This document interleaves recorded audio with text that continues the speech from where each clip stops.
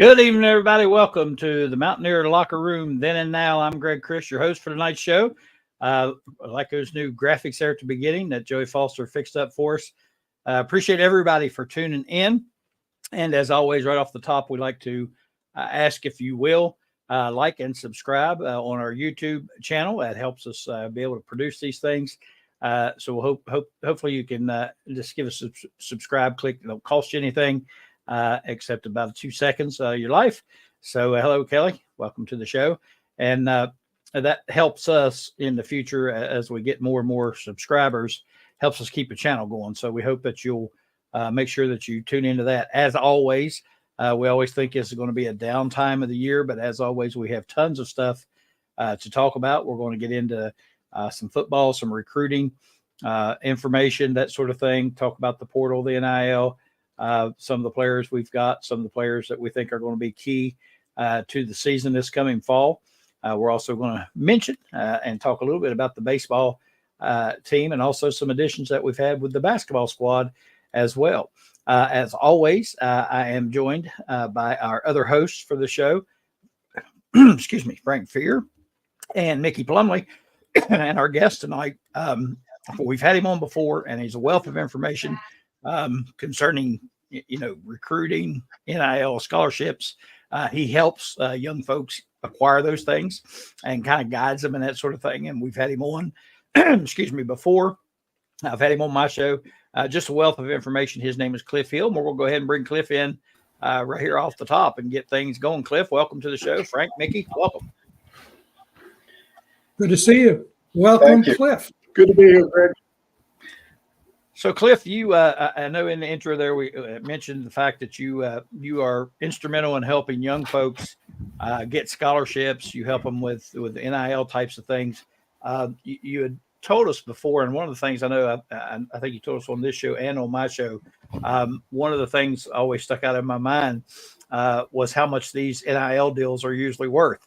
And I think a lot of people were surprised. I got some comments about being surprised about how much they actually were worth to most kids. There's always your superstars who are going to get up there a little bit higher, but the average was not really all that substantial. And we want to talk about that and then talk about where you think things are headed as far as, college sports and this NIL and all these type of things. I think we all have our ideas about where things are going, but we want to hear yours. So first of all, welcome to the show. Appreciate you taking the time to be with us again. Yeah, thank you. I'm glad to be here. Absolutely. So give us an update on where you're at with things right now. I know it's been a busy time for you probably in the past few weeks. Tell us what's going on right now with you and your endeavors here with all this portal and scholarships and all those types of things. So where I am right now, we're coming to the end of my busy time, I would call it. And that's the official visits. So I mostly do the official visits with these guys or the unofficial visits. And we go visit the school. We look at things like roster, and we talk to the head coaches, and we talk to their position coaches, and we do all that stuff. And we try to figure out values of what the kid is worth to the different schools. And then what happens now is the parents will go on the official visits, because I do try to stay out of them making their final choice. I'll advise them through the whole process and with the final choice, but I always want that to be between them and their parents. And correct me if I'm wrong, but it don't always mean the highest bidder, correct? That's correct. And so a lot of times, some things I have to watch what I say, but so a lot of kids, even very highly rated kids that are looking at substantial money, really, they'll value the degree, they'll value the post-graduation network of people that have gone to those schools. It's not just a top bidder thing, because sometimes the top bidder may be 3,000 miles away from their hometown. So the money is a part of the recruiting, and for a lot of the kids can be a end all be all, but for the really ones that are paying attention, it's not. And some of these kids are trying to get to the next level after college. And especially with those kids, they understand that there's a lot more money down the road if they make the right decisions now. Right. So what are you hearing? I mean, I know you talk to players everywhere. What are you hearing and learning from, being in contact with these players, coaches, just all across the country that you deal with? What types of things are you hearing from them concerning all of this? So you would be really shocked, because I am. No one knows anything right now. They know what is current today, but they don't know what's coming next week. And if you pay attention to the process, there's been lots of things that have happened over the course of the last couple months that have totally changed everything. So everyone is just moment by moment. And, they can only do what they know now. So right. The way it is right now is, for instance, I may take a kid to one school, and I'm going to do my best not to accidentally name any schools, but a big school that you might think would just throw boatloads of cash. And so I'm talking about some of my bigger guys, and you may get an offer of $40,000-$50,000. And the very next week, you might get an offer of, close to $300,000. So wow. There's such disparity, and it's mostly based on, who they have on the roster, who they need, right. How much money they've just spent, how much they currently have. And then some of it is, where they value and see the kid. But you'd be surprised that a lot of the teams that pay the most are the teams that's trying to make a climb. The guys that are on top don't always offer the most because they're already there. Right. And a lot of those guys have a stacked roster. So some of those things come into, well, do you want to play for a national championship, or, do you want to put more money in your pocket? So it's just a wild thing. And I try and I talk to these guys, and everywhere from head coaches down to the GAs about what they see is coming and how everything's working. And some know more than others. But everybody just wait. It's a wait and see, really. Do you find, and I'm sure you do, but as a parent, if you have a kid that is, maybe in talks with a few different people, the timeline starts to draw near the deadline, is there sometimes some panic about, maybe I should just go ahead and take this before I run out of options, or it doesn't work that way? I mean, if they put an offer out there, do they say, okay, Cliff, we're going to give you $100,000, but we have to know by June the 1st whether you're coming or not? So does it work like that? Well, sometimes it does, and it depends on what type of athlete that you're working with. So if it's a kid, like one of the kids that I work with is the number 1 rated player at his position in the country. So they're not going to give him an ultimatum. Right. And then some of the other kids, they will say, here's our offer. If we fill that spot, then obviously the offer's off the table. So it really just depends on, one, how good the kid is, and 2, how much need they have for the kid. So like a number 1 ranked player at his position, or I got another kid that's number 3 ranked player, they're not going to tell them no. They're always going to find room for them. Now, if they've filled up their room, it may decrease how much they can give them, but I've not ran into a scenario yet to where they come back with a lower offer.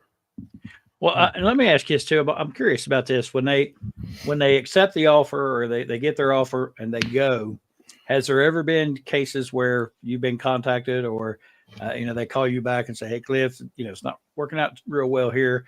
They've decided to, they gave me $100,000 to start with. They were promising $2,000 the second year. Is that the way it works, that they're going to give you incremental pay, or is it all, here's what you get and that's the end of it? Or does it do they have to go improve themselves and get more money the next year, or how does that work?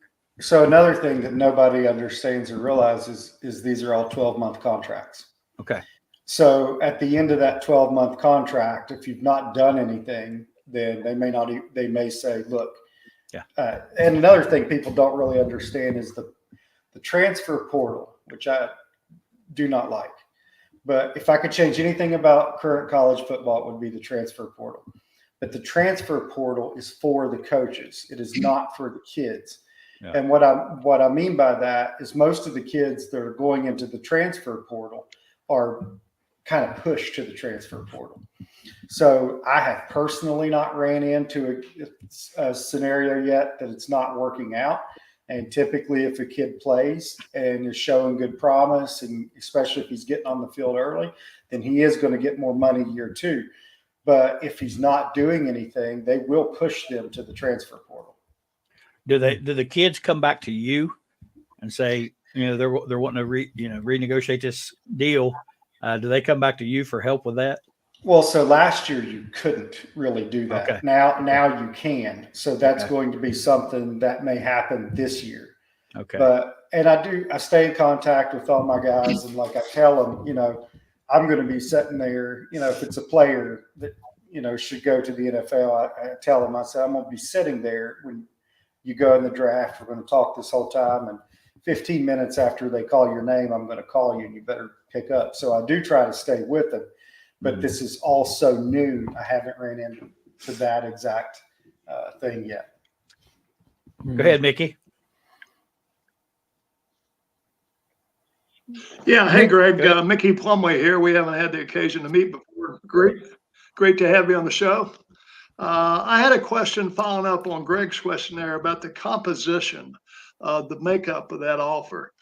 Does it all come from like a nonprofit organization, AKA Country Roads Foundation at West Virginia University, or is it a composition of some nonprofit money from an organization that's been formed, as well as perhaps maybe a local car dealership that's offering the young man a 1-year lease on a truck at no cost to him? Or can you speak to the composition of those offers? And they are 12-month deals, you said, right? Yes. And so that's a great question. And this is it's a real good question that nobody really understands either. So as it sits currently, and this is supposed to change in the next year or two, you have a collective like Country Roads, and they raise money. And so that is the money that the school can offer a kid. So let's say that the Country Roads collection is willing to pay a kid, $100,000. So they can get that $100,000. So that comes from boosters, and that $100,000, let's just say it's $120,000. So that $120,000 would be paid out to that kid in $10,000 per month increments. And what that kid would have to do, he would have to go to maybe a booster meeting. He might have to go to the Boys and Girls Club, or he might have to do a couple of things that month that if he does not do that, then he won't get all of that money for the month. Now, if he makes it up and does it next month, it'll be made up then. So there is some things they have to do, which is what technically keeps it to be not be pay for play. So that first money comes from boosters. It's put into a collective, and that's what the school has to negotiate with. Then on top of that, let's say that, the kid goes to WVU and he's in town, you can do additional NILs, because that's just, all that means is name, image, likeness. So if he wants to go do a commercial for the local Ford dealership, then that Ford dealership can give him a car, can give him $10,000, can whatever they work out. So you get the front end of the NIL, and that's when you go to a school, however much you get. And then you can make outside deals too. There's some kids, doing Dr. Pepper and like big time deals. So it would be in addition to. So there's two things. There's the collective, and then there's what you can create for yourself once you get there. Do you have any input or any activity in the marketing side of it, as far as commercial side of it, with the kids? If they do get offers for say a car dealership or Dr. Pepper, whatever it is. Again, do you get involved with that? Yeah. So what I would do is, let's say a kid ends up at, whatever school, then I will contact those local businesses at that school to gauge their interest and what they may be willing to do outside of that. And a car is something that most of these kids really can use. So that's usually some of your first calls, is to try to set that up. Now, also, a lot of schools will already have a network in place that they will kind of put the kid with these outside deals. So, but there's no limit to however many outside deals you can have. So that's unlimited. So let's say that WVU, has an agreement that if you come here, we'll give you this much, and then we'll network you in with Smith Ford. Well, then that would be in addition to the NIL, and WVU doesn't. There's nothing that would come out of the collective or out of the school that would go towards that. Gotcha. Do you by any chance do any work with old washed up imitation broadcasters as far as NIL deals or commercials or anything like that? Well, so I will. And if you guys want to sponsor any athletes, then we'll talk. The interesting thing is Greg's talking about me. He's not talking. No, talking about all three of us. Yeah.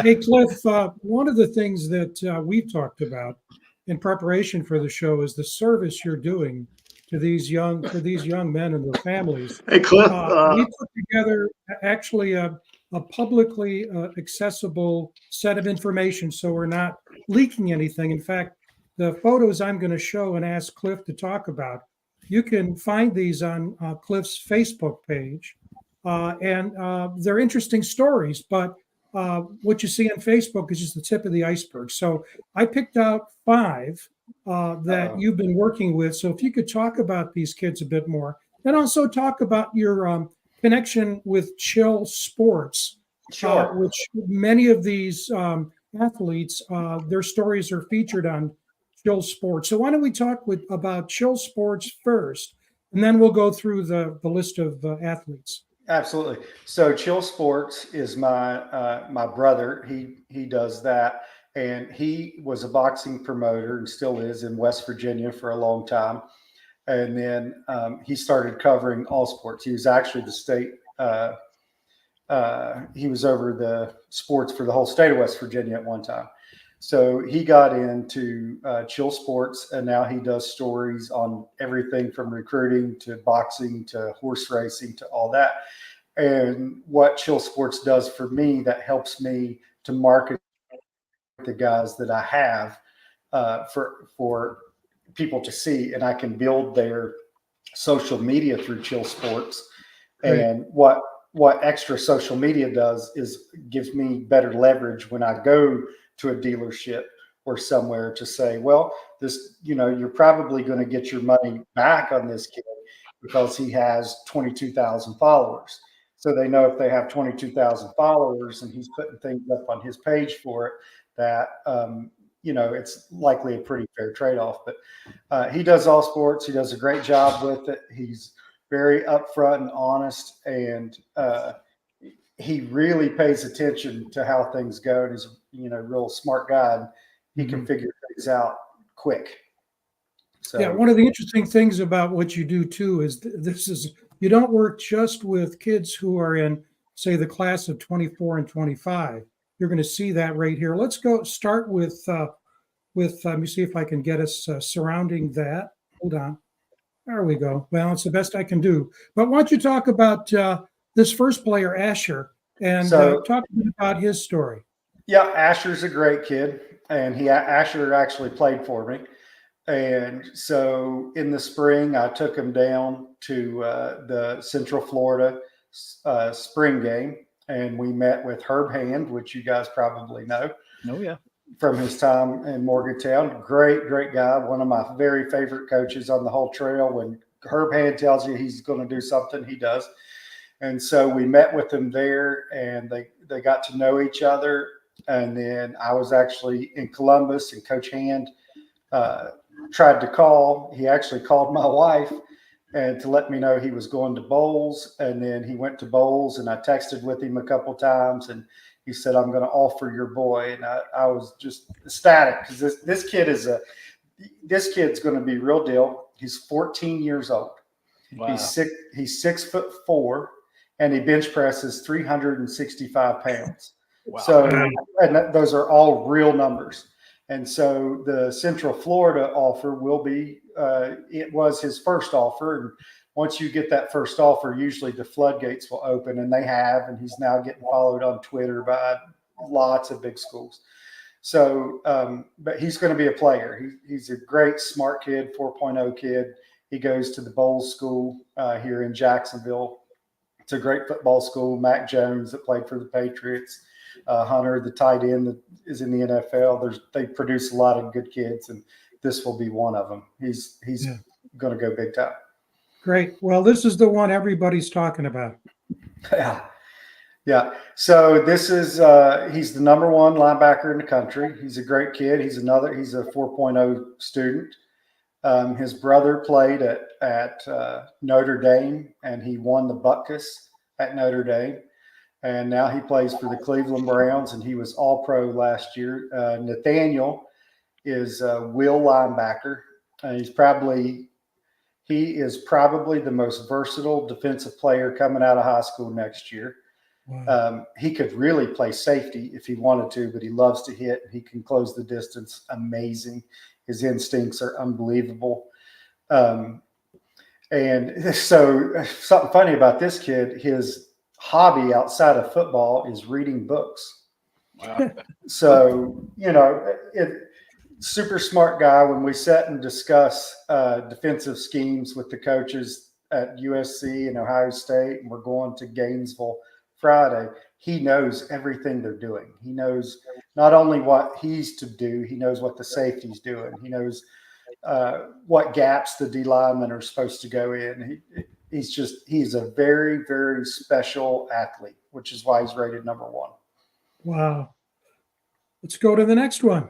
So this is Grant Kitchens. He actually plays for a small school in Mississippi. He is 6'8", and he's about 305 pounds now. He's got an offer from Mississippi State. He's, I think, about to get one from Ole Miss.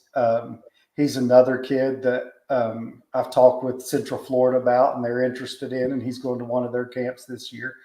So just a super great guy. And the other day when I was talking to his dad, he said, "Let me call you right back. I'm at the doctor's office, the baby doctor." And I was like, okay. So he calls me back, and this is how important recruiting is to this family and a lot of families. They were actually having a baby.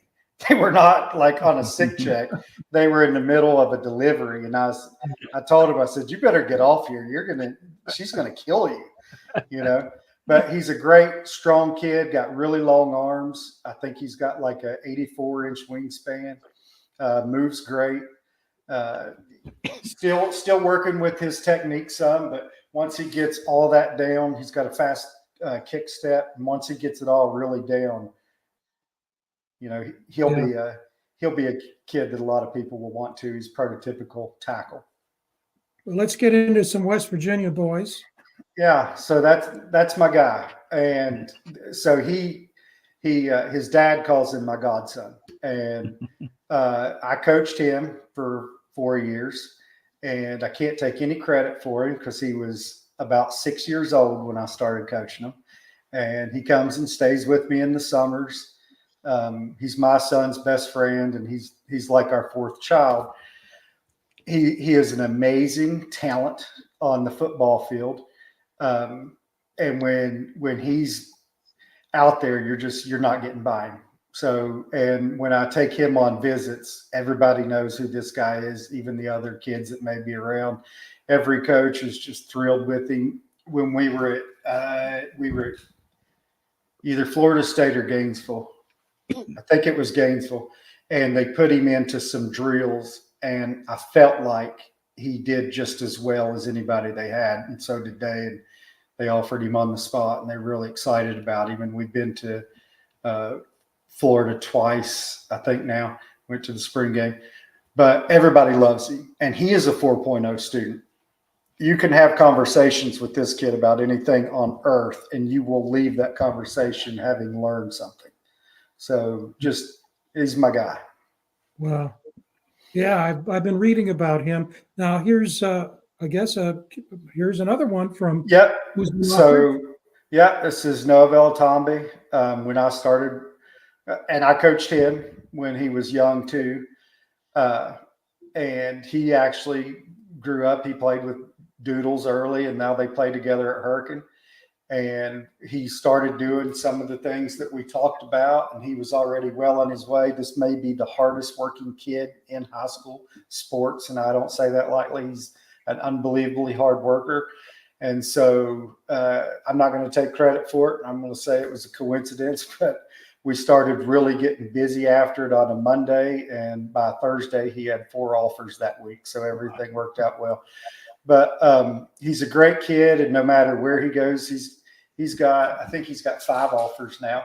And wherever he goes, he's a type of kid that you want in the locker room. He's all team first. Nobody's going to outwork him.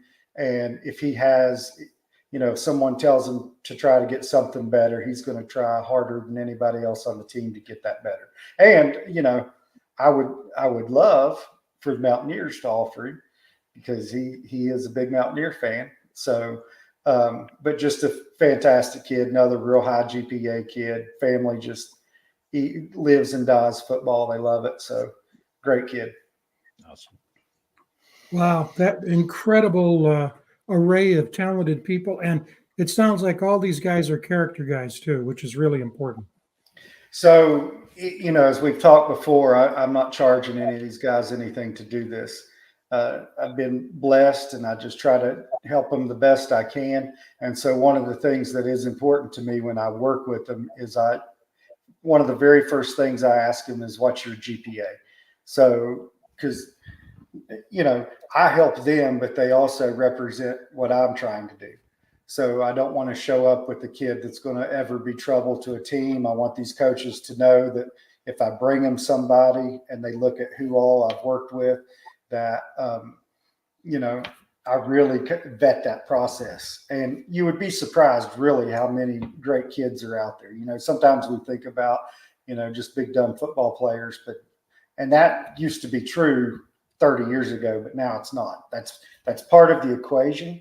It's one of the first things the coaches are going to find out too. So just like a 40 time, it's a very important point to all these coaches.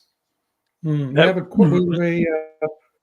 question that Joey Foster has raised. Take a look at the question. What do you think about what Joey's asking? And while he's doing that, I wanted to mention that was true, Mickey, back when you played, correct? Oh, yeah. Big dumb football players. I thought it was. Just razzing you, Mickey. Since we call this Mountaineer Locker Room then and now, let me just contrast that monthly allotment. And we mentioned this early on in the shows, but back at 1966 through 69, which was quite a long time ago, but we had a monthly allotment also.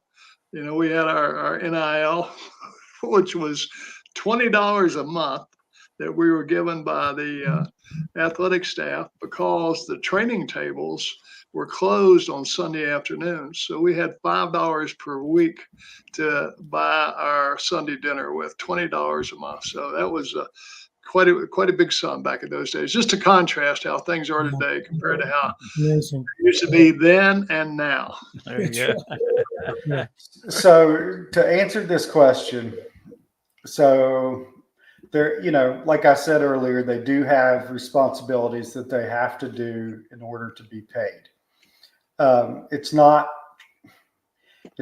true pay for play, but it is an incentive to get them to come to that school. It does tie them to the school, but again, for just 1 year, and then they could always go to the transfer portal. Do I think the rule should be dropped? I do not. The reason I don't is because being around football like I have now, I see when they get to school that they have to do and put into this. and their days are scheduled from 7 in the morning to 11 at night. So there's no off days. It's nonstop. And here's something that most people don't realize. There's about, I think I read there's around 11,000 college players on scholarship that are playing, and only about 325 to 350 of those kids will ever go pro. So a lot of these kids, this will be the only time they're ever paid to do it in their lives. And, I've gave some examples of some bigger money kids, but like we talked before, most NILs are between $15,000 and $25,000. So they're a lot lower than what you think. And then when you get into exceptional kids, you get a lot more, which a lot more is expected of them. And I can guarantee it's never going away. Even if I wanted it to, it's never going away. I do believe they're going to go to the profit sharing model. And I do think they're going to do stuff like collective bargaining, there's a lot of information there to unpack and how all that's going to work. But the pay for play, or the NIL, that is here to stay, good or bad. You touched on something we wanted to talk about already, is where you see things in 3 or 4 or 5 years from now. I know in the business you're in, or in the what you're doing here, you have to keep track of rules and legislation and all those sorts of things. And I know there's always talk of Congress getting involved, and then the talk of the Super League being put together. Where do you see things? And like I said, you're right. It's not going away. It's here, and for good reason. And but we've talked about it on here numerous times. Our thoughts about what needs to happen and what's going to happen, and how it's all going to work out to get the playing field leveled out, and to make sure everybody is playing by the same set of rules and that sort of thing. And again, I know you follow what's going on with it, and the talks, and through the leagues, and also the legislation talks and that sort of thing.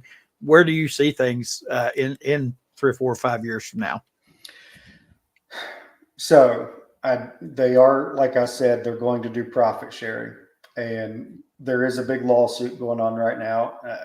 I don't know if you guys know about it, but it's to where the players that didn't get NIL are suing the NCAA.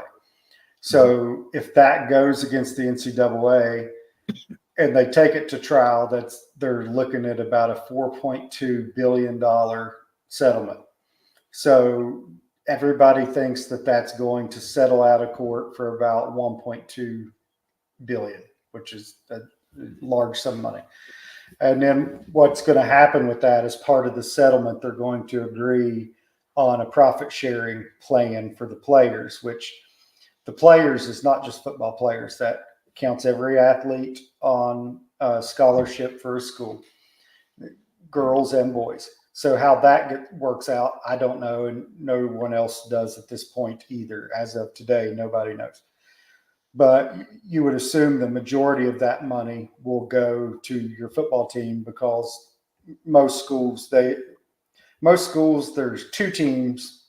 The basketball and football programs are making money. Baseball's trying to break even at most, maybe make a little bit, and the rest take away from the money that it brings in. So you would imagine that you're going to mostly pay your football players. So when they do that, they expect that money will be about $20 million a year that they're going to have to pay. And then they also expect that the Power 4, which was 5, and I think those ones that are left that are no longer in Power 4 are also going to be responsible. There's going to be about a $17 to $22 million settlement they have to come up with, and then do the profit share. So the way that it currently looks is that the SEC and the Big Ten are calling all the shots. And I think Brett Yormark is doing a good job with the Big 12, obviously much better than what they did with the Pac-12, and actually better than the ACC. The ACC at a minimum is going to lose Florida State and Clemson. Most likely they're also going to lose North Carolina and Miami. I do look for those schools to land in the Big Ten or the SEC. I think that as it goes forward, you're going to see the way that the playoff is now, where the Big Ten and the SEC gets more teams. I think that's going to stay. I think the Big 12 will survive as a power conference. I look for them to go pick off a couple other teams like Pitt, Virginia Tech, a couple teams like that. I do not think they're going to take teams like Boston College and Wake Forest. I think those guys are in real trouble. But I think that you're going to have, you constantly hear them called the Power Two, and then the Big 12 is going to be not at quite their level, but one rung down. And I think further down the line that those two schools are going to look at teams like Vanderbilt and Northwestern and Indiana and maybe Purdue and some other schools and say, we're each getting $70 million a year. You're not bringing that value to the conference. If you can't do something to bring that value to the conference in the next 2-3 years, show commitment, then you're out. I don't think it's going to continue just because your president was in the right place in 1916 that you get a pass for all eternity to these big schools. And then I think you will see some schools from the Big 12 that make real commitments that will have the opportunity maybe to move up into the top two conferences. But I can tell you, unfortunately, when I've been around and hearing what they're talking about, fairness is not what they're mostly concerned with. They are mostly concerned with money and driving the NCAA. And yes, it's very unfortunate, but for a very long time, the NCAA really did not do its job, because if they would have came to all these programs in the past and said, you're making all this TV money, you have to give some of it to the players, I think almost every college would have been willing to do that. But I do think that there's going to be the Big Two, and then I think the Big 12 will pick off some of what's left of the ACC, probably 4 to 6 teams, and then they will also be a power conference, although they may not be bringing in quite as much money as the Big Ten and the SEC. Mm-hmm. What's interesting about what you're saying, the smart money, I think you would place on what you described. The concern that we talked about, and I talk with fans all the time, as we all do, is what's best for a particular conference or a set of schools may not be the same as what's best for the sport. And I think all of us, I can't speak and I wouldn't for Greg and Mickey, it's the reason why we like the Super League concept, because what it does is it provides for the kind of leadership you need and would grow the pot to 20 million. But it would also regionalize the game. It's like going back to the future. And as a consequence, it would really, I think, satisfy something that is not being, the fans aren't satisfied, I think, with the way in which these conferences are structured. The Big Ten is probably the best example of that. And I'm a Big Ten guy, but it just, I just shake my head with the thought of saying, okay, now Indiana will be playing USC on a regular basis, or Rutgers will be, traveling out to play UCLA. I understand that from a, power perspective, another way of thinking about a power league. And the SEC and the Big Ten want to control everything. But is that the best for the game, or is it best for what the Big Ten and the SEC want?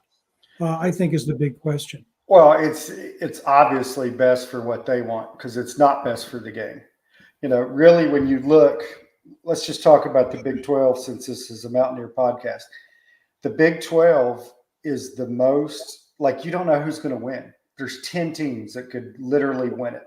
It's great football. I watch Big 12 every weekend. I think it's fantastic football. And there's very little matchups, even Utah's pick to win, I think, this year in the Big 12. And I would bet right now that when they come to Morgantown, that they will probably be underdogs.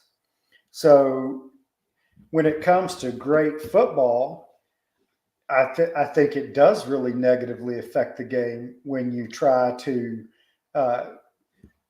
really put all these two conferences together. But the problem with it is these conferences are now making the rules. They're not, the NCAA is not saying anything. Like, they basically turned it over. They've lost every court battle they've been in. So they've turned it over to these two conferences. And the conferences are Greg Sankey with the SEC or Tony Petitti with the Big Ten they're not interested in fair and good ball. All they are interested in is how many teams they can get into this playoff and how much money they can bring in, which is why I do think at some point, I do think Northwestern, Rutgers, Indiana, and all those schools will be pushed to the side. I mean, because that just seems like that's how they're going. I do think there'll be a discrepancy, at least for the short term, in money between like the Big 12 and the Big 2, if you want to call them that. But I don't think, I mean, there already is. Mm-hmm. You know, it's already like that. It's just not so in your face about it. And like you've just had TCU play for national championship. So it is not, I do not see that they're going to break away and not play these other teams at all. I don't think you're going to see necessarily Ohio State and Akron play anymore, but I do think that the Big Ten is still going to remain relevant in the whole scheme of things. And I think it's going to be very similar to what it is now. For instance, if the ACC folds, and it very well could, if they lose those 4 teams I talked about a little while ago, if the ACC folds and the Big 12 takes 4 to 6 of the best teams left, I think that they're still going to have probably 3 in the tournament at the end of the year in the playoff. Now, I do think that probably that the Big Ten and SEC may have 4 apiece, and they'll make a little bit more money. But and that's just based on what I'm hearing at these schools. And I've been at Big Ten, SEC, Big 12, all the schools, and everybody seems to kind of be along that line of thinking. And like with the Super League, I don't hear about it at the SEC or Big Ten schools because that's not what they want. I can see why. Yeah. So, we live in the craziest time of college football ever. And I would like for it to go back how it was in the 90s. I used to love to watch the Big East. That was just, that was really fun. So, and the thing about it regionally, the SEC has stayed regional, but the Big Ten, now they're nationwide. So it was really weird being on USC's campus and seeing that schedule on the wall, saying Ohio State and all that. It's just odd. And I would hate to be, having to travel like they're going to, but that's kind of that's the word that I hear when I've been at these. Yeah. Do you think, Cliff, and maybe this is just wishful thinking. Go ahead. I was going to say maybe this is wishful thinking, but Frank and I have talked about this. Do you see, even though I understand they're in it for the money, I get that they're not in it about fairness, but when you look at like the Big 12 and some of the teams there, and maybe some of the teams are going to poach for the ACC, that the Big Ten and the SEC would look and say, we can make a bucket full of money here doing it this way. But if we include, some of these, heavier drawing teams or from more populous areas in this whole scheme, it's going to be even a bigger bucket for everybody. It may involve a few more teams and that sort of thing. But again, I know they're not into fairness, but I would think that, when you look at some of the teams in the Big 12, you have to think, man, they can be a player in this whole thing as well. And I think they can. So everything I just said could change next week, because it's ever changing. But I think what they look at is TV viewership and the TV contracts more than anything, which is why I think that you're going to see, Vanderbilt and Rutgers and some other teams down the road may be in real trouble. But so let's say that I think they get paid it's right around $70 million a year, I think. So if you've got any team, if it's WVU or SMU, that's somebody that's just currently poured money into their program, that they can show the value that they would bring and at least help break even to being a part of all of it, then I think they're in. Like, I don't think they're ever going to close the door and say nobody else is in. But if they can arrange it to where, let's say, Oklahoma and Oklahoma State play, that's a pretty good rivalry, and that's a Big 12 team and an SEC team. If they can have that set to where they can get the viewership for it, then they're right in there. And again, I think that in 3 to 5 years, you're going to have the Big 10, the SEC, and the Big 12. And that's going to be your power conferences. Mm-hmm. A little bit more money lean into the SEC and the Big 10, but it does already. Yeah. So it's not like where you can't play in our playoff anymore. I don't think that will be the case. Mm-hmm. I think if you win those leagues, or not even win, I think if you're the highest ranked 2 to 4 teams out of the Big 12, I think the magic number is probably 3, because I think the SEC is going to get 4. I think the Big 10 is going to get 4. I think the Big 12 will probably get 3. And then I think there will be an at large. And so they'll still be in it. It's not so it's really going to only be that it's more evident and in your face that that's how it's set up, but it really doesn't change much compared to how it currently is. Gotcha. So, but I mean, unfortunately, I think that's how it's looking now. Again, that can change, and it could change tomorrow. Like we had a different conversation before when I was on here because of how the rules were set up then. So you'd love to see something where everybody's still involved, because if you look, I mean, there's some great games in all these conferences. If you are a true football fan, you can find a great game in the American Conference and the Sun Belt. I mean, they play great games in the MAC now, but there's just not that many people. And it's all about this TV money, because if you even look at a lot of people are building new stadiums and things, and Florida State's doing a $400 million renovation, and they're going from 80,000 to 65,000. So how many you get into the stands is not where the money is necessarily anymore. It's how many eyes are on the television. But there's always going to be a place. And if you field a good team, then you're going to be able to compete at the end of the year. Now, the good thing about if this happens and they go to a profit sharing model is they're going to start doing longer contracts.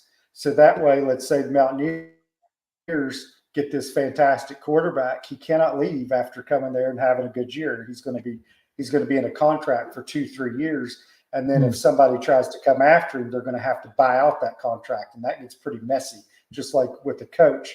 And so that would be double the money or more than what they would have had to pay for him otherwise. So that will add some stability. The first thing that they really need to get taken care of is the transfer portal. That this unrestricted free agency every year is just, I would hate to be a coach in major college football right now, having no idea who's coming back next year. Yep. I see Joey's joined us here. Joey, I guess you wouldn't join us unless you had a question. So go ahead. I do have a question. Cliff, nice meeting you. I'm Joey Foster, by the way. Nice to meet you, Cliff. Appreciate you being here tonight. Sure. I have a question about, you had mentioned that NIL or pay for play should not be done away with. And I just feel like that's what needs to be done in college football. If they get rid of the pay for play rule, we can tie these players to a university. We can keep them at the university for years to come. And it would help the transfer portal. It would help these kids, because let's face it, look at JT Daniels. Look how many times he transferred. If he'd have stayed at one school, he might be in the NFL right now. Who knows? But he transferred 5 times.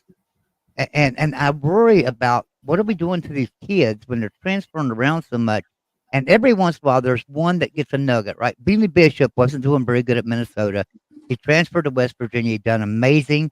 And now he's in the NFL, but he wasn't drafted, right? He wasn't drafted. He just, he's stepping on the field, though, in NFL and getting a chance, an opportunity as an unsigned free agent. So that's my question is, getting rid of the NIL could help every problem that we have in college, or getting rid of the paper play, I'm sorry, could help every problem in college football right now if you can tie these kids to a university. Where am I wrong in that, Cliff? I'm just Well, wondering. so the way that NIL is not what it was designed to be. And so what they start, they've just wanted to make it to where the player would be paid for autographs, get some money from their jerseys and all that. So what happened is these big schools used it to incentivize players to come to their school. And they started these collectives, and they came up with some stuff to do in order to get that money. Now, so that was a problem. But really the major problem now is how the NCAA has failed. And once it kind of stepped aside, then you had, anytime, like throughout history, anytime you want to change the way a society is, like if you want to switch from capitalism to communism, you have to totally let it break down, right? And so then everybody's scrambling, don't know what to do. And then there's always someone that comes in and says, hey, I know what to do. I have all the answers. Well, that person in college football is Greg Sankey. So it's not so much that the players are getting paid that's the problem. It is that it is so much now about just trying to get as much money as you can and nobody enforcing anything. So you could still pay the players and keep everything intact just like it was, but the powers to be have decided that they want to maximize their money as much as possible, and it's not necessarily to give it to the players, it's to give it to the school. Okay, I can understand that completely, and I totally agree with that.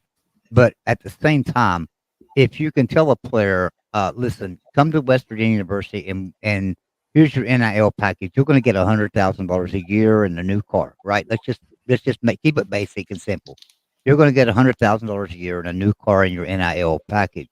But here's the thing about it: if you will sign a 4-year contract to play at West Virginia for those 4 years, and you play all 4 years, yeah, we're going to give you the $100,000. You're going to get a new car every year, or it's going to be a lease, and you're going to be able to trade it in every year. But here's the bonus on that: now we're going to throw you a $300,000 or a $500,000 bonus for staying with the university for 4 years. That would actually tie them to that university to be able to get that money instead of being a Wild West show out there. That's why I think the pay-for-play rule is a bad idea. I just think it should be done away with, and it might help tie players to the university. I know what you're saying, that we can tie the university in other ways, and I agree with that. What my fear is couldn't the NCAA come back on us and say, well, you didn't tie them to the university, but you did tie them to the university in a roundabout way, and so here's your penalty. So how here, can we right. combat that? So here would be the problem: is the university doesn't want to be in a contract for 4 years because they don't know if that kid's going to produce or not, and they are vested in that kid. So if the kid's doing good, then yeah, they would want to have him locked down. But like the kid that just left Colorado, he was a 5-star corner, McLean, that just ended up at Florida today. And he was one of the most highly recruited players in the country, but he went there and wouldn't do anything. And he's now at Florida as a preferred walk-on. So the universities also, they don't want to be locked in having to pay a guy for 4 years. And that's why it's currently about a 1 year. Now, when they do this profit sharing plan, which I do believe they're going to do, they will be able to lock them in for more than a year. So, and there's going to be a salary cap. So that way, Georgia's not offering 30 grand and Miami's offering $250,000 type stuff. It's all going to be much, much closer. But, and then, you're going to know who's coming back on your roster because they're actually in a contract. But the way that it's set up right now is part of that chaos that it takes in order to make the big change. And I do think that the powers to be could have stopped the chaos before. They had meetings about it. This is not a big surprise to them. And they chose not to do that. And I really think that was a power play in order to gain control over the NCAA. Because the NCAA in football right now I don't know what they're doing. Like, there's not very many rules going on right now. And there's nothing being enforced, because after that Tennessee ruling, they can't really enforce anything. So back before November, whenever that ruling was, we couldn't discuss any numbers at all with different colleges because you didn't really know what you were getting till you showed up on campus. And now you can say, hey, Tennessee offered me $117,000. Can you beat that? And they can say, yeah, we can. Okay, well, here, sign this. But they're all doing 1-year contracts to protect themselves too, because you don't know what a 17, 18-year-old kid, how they're going to perform when they get there. It's their first time away from home. They're now playing with a lot of kids that are just as good or better than them. So, but I want to see the transfer portal and the transfer rules changed, because until they do, how can you ever back a player? Like, right. I'm shocked and I'm happy that C.J. Donaldson has stayed in Morgantown, but I expected him to leave after the 4th game of his career. I thought he was going to end up at an Alabama, and he's done a good job, and he's there. And Garrett Green, same type of thing. But it's hard to get behind your guys. You just have to root for the team at this point. But they're going to add stability. For instance, in the SEC, you can't transfer from one SEC school to another. So when they have this revenue sharing, they're going to make it to where you can't transfer. I bet anything. You're not going to be able to transfer SEC to SEC, and you're not going to be able to transfer SEC to Big Ten, because they're going to get in there and make that. So that would be a way that I think a lot of really good players will end up playing for other conferences, specifically the Big 12. So they're going to add stability, but the biggest thing is not necessarily that's ruining everything, the pay for play. It's the greed that is going on in these major conferences. Well, I appreciate you answering my question, Cliff, and that was a great answer. I like that answer. As a matter of fact, maybe I have a different outlook on that now, because that really did open my eyes to that. So, Frank, I appreciate you letting me come in and ask my question and stuff. It's just that while Cliff was here, I wanted to ask that of him, and I appreciate you guys for letting me come on and do that. So, thank you, Joey. I appreciate it too. It's a great question. Yep. Thank you, Cliff. Y'all have a great day. All right. All right, let's transition a little bit now. We got a few more minutes left here before we run out of time. We promised we were going to talk about some other things. Cliff, you're more than welcome to sit right here and chime in when you feel the need. But we wanted to mention football first and talk about some of the movement we've had on the football team. And Frank had sent out an article where after the spring game, the players were ranked as far as contributions, what they thought were going to be the contributions, that sort of thing. So, Frank, I'll throw it to you first, and you can get us going. Great, super. This is an update of the chart we've been showing from week to week. A lot of detail there, and we're not going to go into all that detail. But it is, I think, as complete as it can be. Maybe to start at the top to get it going. WVU, as you were talking, Cliff, one of the things that struck me about my career in administration is how difficult it is to lead and manage in a time of transition where you don't exactly know where the future is going to go. And you can't spend a lot of time because you can't control what the future is within the system as it is now, and then be adept at evolving. And that's where athletic directors and coaches are right now. And I know Greg feels this way because we talked about it. Being able to hear from the coaches and Ren Baker, our AD, last week in Wheeling, I think any fan, Mountaineer fan, is going to feel very comfortable. And as it relates to football, which is the flagship sport, look at these numbers. In terms of on3.com, which is the gold standard of portal rankings, and by the way, as you know, Cliff, they show for every recruit the number of followers they have across their social media platforms. We're 15th nationally this year in terms of portal intake players, and we're number 2 in the Big 12. No surprise, we're behind Colorado, and there's a huge gap because Prime is living on the portal. And in terms of incoming recruits, Rivals.com, which I think is the best, 24/7, is great too, has us ranked 43rd and 6th in the Big 12. But the information that's on this page that follows really focuses on the portal. And as we said last week, the big issue here is many more players have left than have come in, but the quality of those incoming players obviously is catching the eye of the national rating services. And what I've done here is put in red the most recent activity. We just got a quarterback, as most people know, transferring from BYU. Rich Rod has given us another player out of Jacksonville State, Tarnu, who's a defensive back, and Dantes Fagan, a very highly regarded defensive back from Charlotte, came. And we also picked up a junior college player, very, very, very highly rated and ranked tight end. May have been the best JUCO tight end in the country in Gen Ross. That's not portal, but that's an addition to the fall roster. And then a couple of the players that went into the portal, there are 2 that just hooked up with new schools. There was talk about Montre Miller possibly hooking up with Notre Dame, but he's going to be going to the SEC in Mississippi State. And E.J. Horton, that was a surprise to some people, maybe not others, that he went into the portal, just signed on with Florida Atlantic.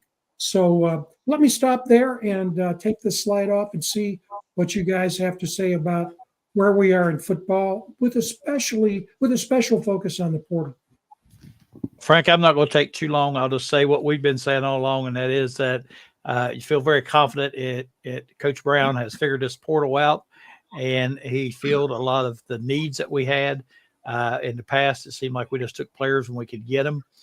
Now it seems like he's going after specific players, and you can look at the list and the positions they play, see where he's talked about where we were, coming into the spring, we thought we were going to be weak at. He's filled those needs very well. And these players that go out, you have to believe that a lot of them are, I think Cliff said this earlier, encouraged to hit the portal or push to the portal, more or less. So, that's happened a lot as well. So I think everybody should feel very confident and comfortable with what Coach Neil Brown's doing or has done in the portal.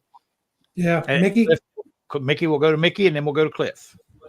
Yeah, ditto to what Greg had to say there. I think we did very, very well in the portal versus, transfers in versus transfer outs.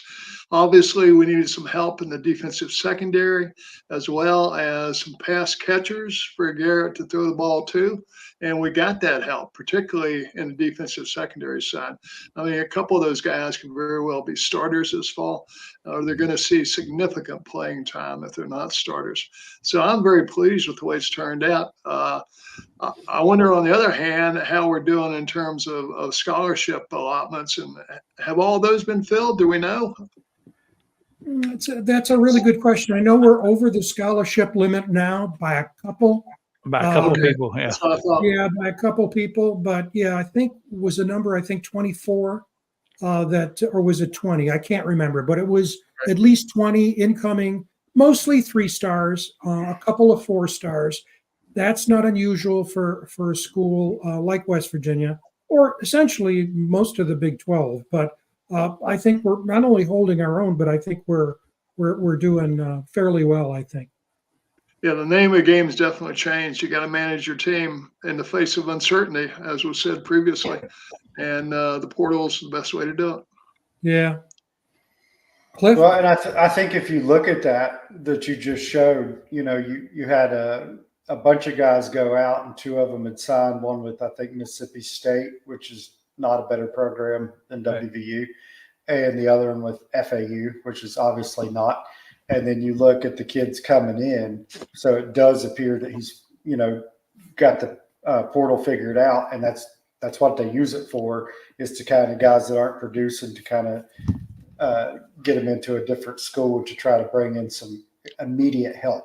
So when you're bringing in portal guys, you're assuming they're probably going to be starters or, push for starting playing time. Mm-hmm. Yep. Yeah.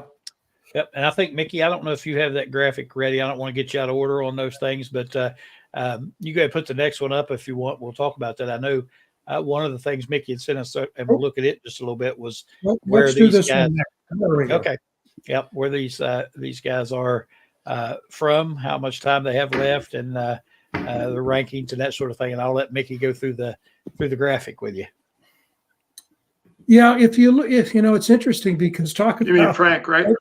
Yeah, if you think, well, Yep, you can join me in it, but I think. And Frank, I'm sorry, but this is a basketball one you put up there, so you want to wait on that one, I think.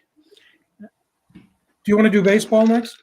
Well, I was just going to say, if you wanted to mention those, you had that list of players. I don't know if you have the graphic or not, but the players that in the post-spring, after the spring game had ended, some of these people that were on that last graphic, where they see them playing for WVU, and some of the people that they're watching. The most impactful transfer they had on there was Garnett Hollis.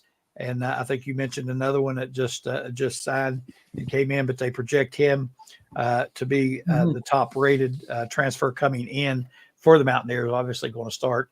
And then they mentioned a few others, but there were several defensive guys and defensive linemen as well that you had on that list that were mentioned as people coming in and giving an immediate impact. And I think Cliff mentioned that. That's what that's for. It's just go in there for immediate impact. So I think you see several of those already on the list. I don't have that in a graphic, but okay. What Greg's talking about is an article that came out, I think today or yesterday, from Andrew Corbett at 24/7 Sports. And what's interesting about this is, and it goes back to what Cliff said, is being very careful and strategic about the players you're looking for. And this Garnett Hollis, who played at Big Ten at Northwestern last year, has been identified by Andrew as the most impactful transfer. And he also mentioned Jaheim Joseph, the partner at Northwestern. And we know, as Mickey said, we needed a lot of help in the secondary. And he also mentions the importance of Aubrey Burks and that he's going to be moving to the spear position this year. And we saw Burks last year. He was terrific. And so you got Burks and now Hollis and Jaheim Joseph. He also mentioned Trey Latham and a couple of players that we saw in the spring game. One was Zay Jennings, who really stood out to me. He's a true freshman from Cincinnati. And Andrew Corbett said, watch this guy in the fall. He looks to be perhaps the best of breed as a freshman. And he also talked about Asani Redwood, who's a defensive lineman may not be a starter, but he's going to play a lot on the defensive line. I thought it was a great article, Mick. Yeah, I did too. And when you read it closer, where he mentioned Hollis as the most impactful transfer, he said in that piece that of the 10 transfers we had coming in, over half of them were considered to be the most impactful transfer. So that means that the 6 of those 10 are going to be an immediate impact, and probably a couple others as well. Let's go ahead and now pull that basketball back up if you want to talk about it just for a minute. Our time is dwindling away. But well, I think the major thing here is that a couple of weeks ago, talk about uncertainty, we're saying, well, wait a minute now. And in fact, on Friday night when Greg and I were at the coaching caravan and the head coach DeVries was there, he said, boy, I thought I might have to suit up but you can see a lot of activity since, and now there are 10 players that are signed and sealed. You can see that a number of those players came from the portal. There's a lot of guards, two big guys in Andre and Nave, who is a returning player, and two recruits out of high school. Both of these guys are very, very, very highly rated. Tenor was the first one from Tennessee, and if I'm not mistaken, Powell was named High School Player of the Year in Ohio. Both of those guys obviously have 4 years left if they stay. And as you might expect, using the portal, and you'll see we're very highly ranked, number 2 nationally in portal recruiting by 24/7, by On3, and number 4 by 24/7. So that gives us two different rating services pretty much agreeing that WVU is a top 5, ranked top 5 in terms of portal. But as you might expect, with a new coach, a lot of only 1-year players, they'll be in and out. But you do have several players there with 3 years left, and then 2 with 4 years left. So it's split. And then the other thing to notice is that the guys that left, there are only a few now. If you look under from the 23-24 squad, there are only 3 left from that squad who haven't ended up at other schools. And the most recent one is Johnson, who just a couple of days ago hooked up with St. Louis that's in the Atlantic 10. So a couple of guys going to Akron. We talked about Sumnick going to Paul. The big news is Kirk Harisa going to Kentucky. So those guys are landing. We still don't know anything about Slazinski, but no news means probably he is out of the picture for MSU. But I think one thing you'll notice about this is the guys that transferred out. Again, we talked about some of our football players going to maybe step down in a program, with the exception of Crist. I think every one of these guys have gone down a level as far as the program is concerned. And I think the other thing, if you know about Coach DeVries' coaching style, if you watched his team play, very defensive oriented. They played extremely hard on defense and very well on defense.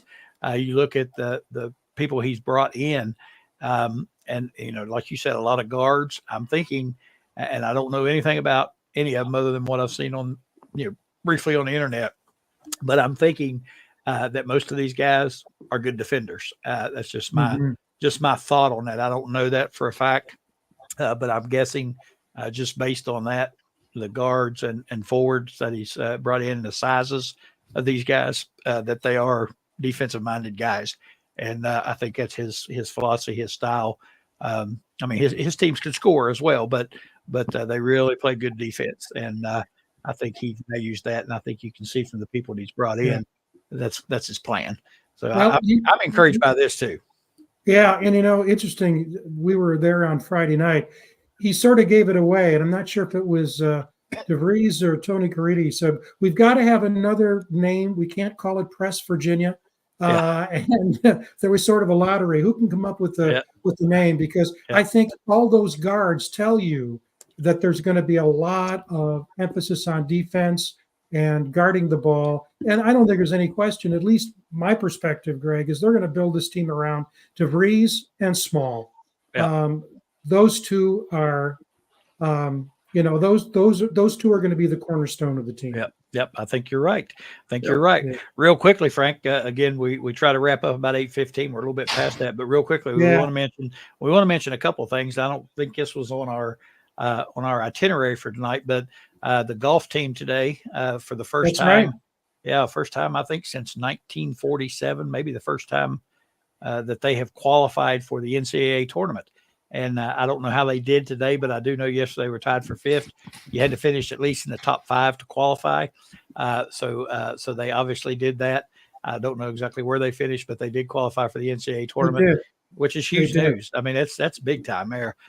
because it hadn't happened. I mean, in our lifetimes, it hadn't happened. So pretty Yeah. exciting for the golf team. Also, the baseball team. That's what we wanted to end up with. Yeah. Big weekend for WU coming up at TCU.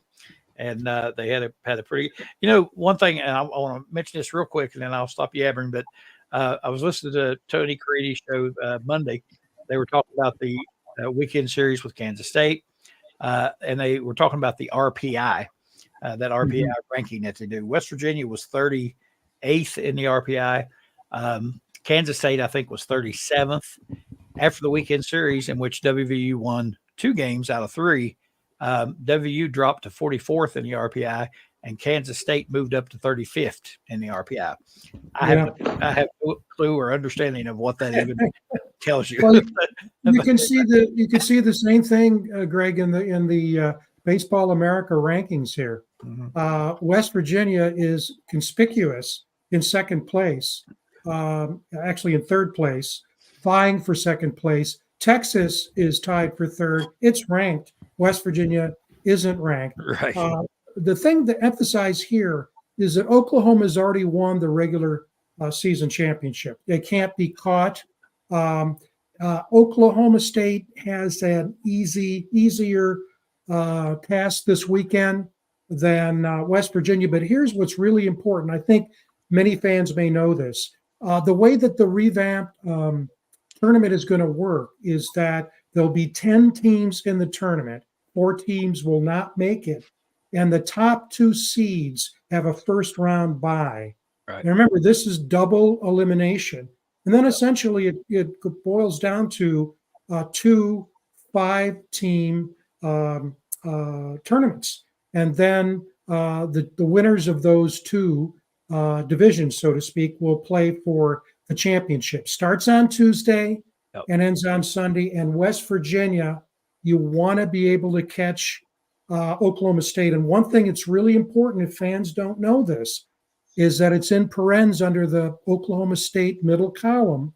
The final game last weekend, OSU against Tech, was rained out and won't be made up. So that gives Oklahoma State a half-game lead over West Virginia. So West Virginia needs a sweep at TCU and at least win 2 games and keep our fingers crossed. But Houston is one of the, I think, is in 13th place. BYU's in last place. But it's exciting. And I also would mention that the women's tennis team made the NIT tournament this year. So great. Mickey, it's a great time to be a Mountaineer. Yes, sir.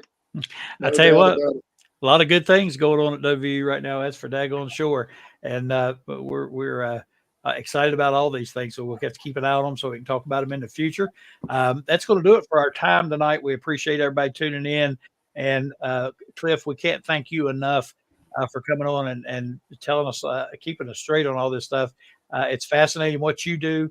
It's interesting because, I mean, I think every fan has their ideas about what's going on with the NIL and the portal and all that. But I think when you hear it from somebody that's involved, it gives you such a better insight into what is actually happening out there with NIL and these kids. And it's very enlightening to hear it from an expert. And we so appreciate you coming on and talking to us about it. It's great to have you.